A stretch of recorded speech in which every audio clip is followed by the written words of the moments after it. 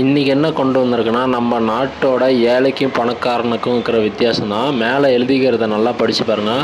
கிட்டத்தட்ட பார்த்தீங்கன்னா, நாட்டில் இருக்கிற 10% பணக்காரங்க தான் 58 வந்து நாட்டோட இன்கம் வந்து சாப்பிட்றாங்க. மீதி இருக்க 50% ஏழைங்க பார்த்தீங்கன்னா, வெறும் 5% இன்கம்மை சாப்பிட்றாங்க. ஸோ இது உங்களுக்கு வந்து புரியல அப்படின்னா, நான் இப்போ பாருங்கள் தெளிவாக ஒன்று போட்டிருக்கேன். அதாவது எப்படின்னா, இந்தியா வந்து இப்போ வந்து ஒரு 100 கோடி ரூபா சம்பாதிக்குதுன்னு வைங்களேன்.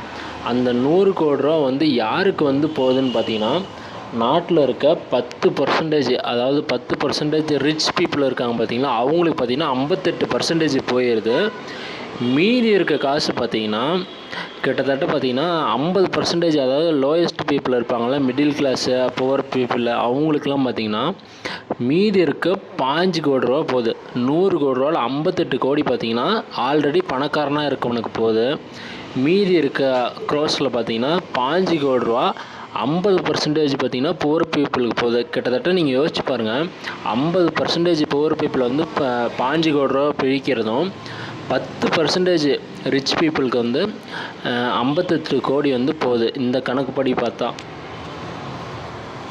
ஸோ இவங்க ஃபைனலாக என்ன சொல்ல வராங்கன்னா, என்ன தான் நம்ம வந்து சம்பாதிச்சாலும் சரி, மிடில் கிளாஸ்லேருந்து ஹையர் கிளாஸ் போனோம் நம்ம நினச்சிட்டு இருந்தாலும் சரி, ஆனால் என்ன சொல்கிறாங்கன்னா, ஏழை இன்னும் ஏழை ஆகிட்டே இருக்கான், பணக்காரன் இன்னும் பணக்காரன் ஆகிட்டே தான் இருக்கான்.